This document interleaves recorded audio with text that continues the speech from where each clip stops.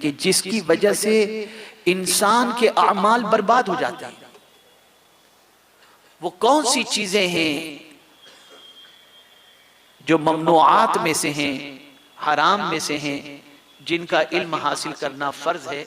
आला हजरत अजीमुल बरकत इमाम इश्क व मोहब्बत फरमाते हैं तकब्बुर के बारे में भी मालूमात हासिल करना फर्ज ऐन है कि तकब्बुर क्या चीज होती है, तकब्बुर किसे कहते हैं, तकब्बुर का नुकसान क्या है, तकब्बुर का इलाज क्या है, ये चीजें भी सीखना फर्ज है। इसी के साथ साथ रिया के बारे में, हसद के बारे में कि ये कितनी खतरनाक बीमारियां हैं, इसका इल्म हासिल करना भी फर्ज है। और ये याद रखें कि जिस तरीके से जिस्म बीमार होता है वैसे रूह भी बीमार होती है, और रूह की बीमारी का मामला है दिल का बीमार होना, और दिल बीमार होता है बातिनी खराबियों की बुनियाद पर, यानी दिल के अंदर पैदा होने वाली बुराइयां जैसे किब्र है, तकब्बुर है, हसद है, गीबत है, कीना है, ये सारी जो चीजें हैं, इन सारी चीजों का पैदा होना दिल के अंदर, ये रूह को बीमार करने वाली बीमारियां हैं। इसकी वजह से इंसान बज़ाहिर एक जिस्म वाला नजर आता है, लेकिन हकीकत में उसकी पोजीशन एक जिंदा लाश की तरह होती है।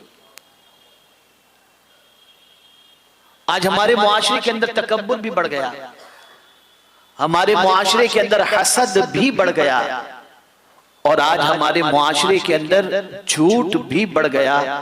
आज इन तीनों बीमारियों के बारे में थोड़ा सा समझें, और ये तीन ऐसे रोग हैं जो इंसान को हलाक कर देते हैं।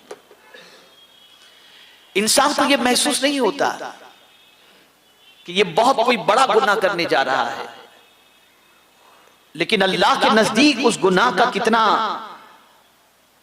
कितनी सख्त सजा है उससे उसे वाकिफियत नहीं होती। अब आप देखें, मैंने जिस आयत की तिलावत का शर्फ हासिल किया वो आयत करीमा कई मर्तबा आप सुन चुके।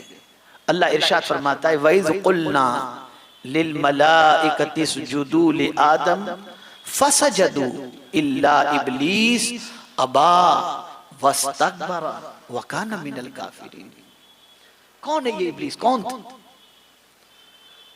इतनी इबादत करने वाला बंदा कि जिसके हवाले से फरमाया गया कि राई का दाना रखने जितनी भी जगह नहीं उतने सजदे उसने किए,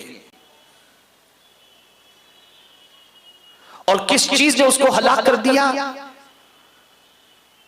और जन्नत से निकाल दिया गया, बारगाहे समदीयत से उसको मरदूद करार दिया गया, कयामत तक के लिए उसके गले में लानत का तोप डाल दिया गया। वो कौन सा गुनाह है? तो कुरान कहता है और याद करो, अल्लाह याद दिला रहा। और जब हमने फरिश्तों को हुक्म दिया कि आदम को सजदा करो, तो सबने सजदा किया सिवाय इब्लीस के। और उसने क्या किया? मुनकिर हुआ, अबा, मैं नहीं करूंगा, वस्तकबरा, और गुरूर किया, गुरूर किया। तो क्या हुआ? वकान मिनल काफिरीन, तो काफिर हो गया।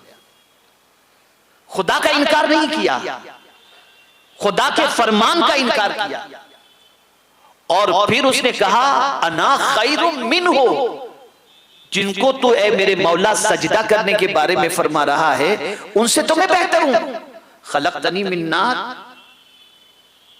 मुझे तूने आग से पैदा किया, खलक़तहु मिन तीन, और उनको मिट्टी से पैदा किया, तो मैं उससे बेहतर हूं। बस ये अकड़ना था, किसी को कम और खुद को बेहतर समझना था। जिंदगी के सारे सजदे मुंह पे मार दिए गए। तकब्बुर, अल्लाह को किब्र पसंद नहीं। कोई इंसान तकब्बुर करे मौला उसे गवारा नहीं करता। अब आइए मैं थोड़े से तकब्बुर की डेफिनेशन समझा दूं, ताकि हम सब इस तारीफ के अंदर कहीं लाशऊरी तौर पर इस जुर्म के मुर्तकिब तो हम नहीं हैं। तो आइए मैं आपको तकब्बुर किसे कहते हैं थोड़ा सा उसको समझा दूं, ताकि अच्छी तरीके से जो है वो बात समझ में आ जाए। तहजीबुल अखलाक में अबू उस्मान जाहिज ने अपनी किताब तहजीबुल अखलाक में तहरीर किया है, अल किब्र तकब्बुर किसे कहते हैं? अब गौर से सुनिएगा ताकि इस तारीफ को जहन में रखने के बाद इस जुर्म से बच सकें। फरमाते हैं खुद को बड़ा समझना, अपने अंदर मौजूद खूबियों को अच्छा जानना और लोगों को घटिया और कमतर जानना। अपने पास जो खूबियां हैं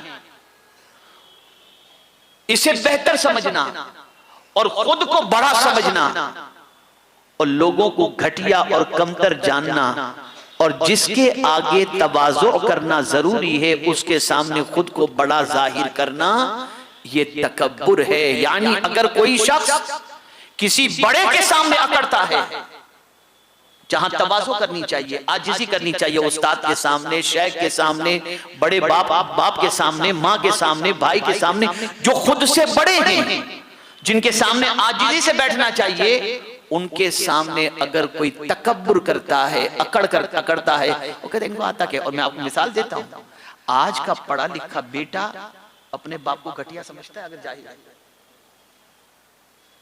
अरे यार छोड़ो, इस बुड्ढे को कुछ नहीं आता, ये कहते हैं।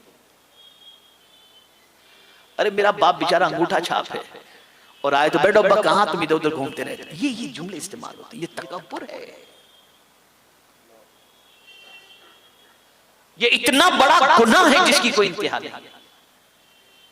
बल्कि मैं आपको बताऊं, अपने माँ बाप के सामने, अब गौर से सुनिएगा, अपने माँ बाप के सामने किसी बात पर जो कंधे जो उछालते हैं ना, जो फौरन से सीख लिया है लोगों ने और इसे स्टाइल समझते, मना फरमाया कुरान शरीफ में, मना फरमाया गया, कुरान शरीफ में मना फरमाया गया कि माँ बाप के सामने अपने कंधे को ऐसे मत करो। बल्कि कुरान कहता है माँ बाप के सामने अपने आप को बिछा के रखो। और आज हम देख रहे हैं कि थोड़ी सी तरक्की मिल जाए तो इंसान दूसरे को घटिया समझता है। अगर कोई मर्तबा मिल गया, शौहर है तो बीवी के हवाले से, सास है तो बहू के हवाले से, पैसा है तो गरीबों के हवाले से, किसी को खातिर में कोई लाता ही नहीं और खुद ही कोई इंसान सबसे बड़ा समझ बैठता है और समझता है मुझसे बड़ा कौन हो सकता है, मैं जो सोचता हूं वो सबसे अच्छा, मैं जो बोल दूं वो सबसे अच्छा, मेरे से ज्यादा दुनिया में कोई अक्लमंद है ही नहीं। ये बहुत खतरनाक चीज है, खुद को बड़ा समझना। बस इतना जुमला याद रखें, खुद को बड़ा समझना और अपने अंदर मौजूद खूबियों की वजह से दूसरे को हकीर समझना, ये सबसे बड़ा गुनाह है, बहुत बड़ा गुनाह है, और इसी को तकब्बुर कहते हैं। अब आप सुनिए, आका करीम सल्लल्लाहु तआला अलैहि वसल्लम को अल्लाह ने क्या नहीं अता फरमाया? अर्श पे लामका की सैर कराई, अपना दीदार कराया, अपना महबूब बनाया, मालिक जन्नत बनाया, सब कुछ अता फरमाया। लेकिन हुजूर की दुआ कभी आपने सुनी है, पढ़ी है आपने कि हुजूर क्या दुआ किया करते थे? आज आदमी थोड़े से पे अकड़ने लग जाता है ना, कुछ थोड़ा सा ओहदा मिल जाए, थोड़ा सा मकाम मिल जाए तो उसको पर आने लग जाते हैं, वो अपने आप को बड़ा समझने लगता है। अल्लाहु अकबर। और समझे दुनिया क्या करे, दुनिया को चाहते हैं, ये सोचने लग जाता है। अब हुजूर की दुआ सुनिए, आका करीम सल्लल्लाहु तआला अलैहि वसल्लम दुआ फरमाया करते थे। क्या दुआ करते थे?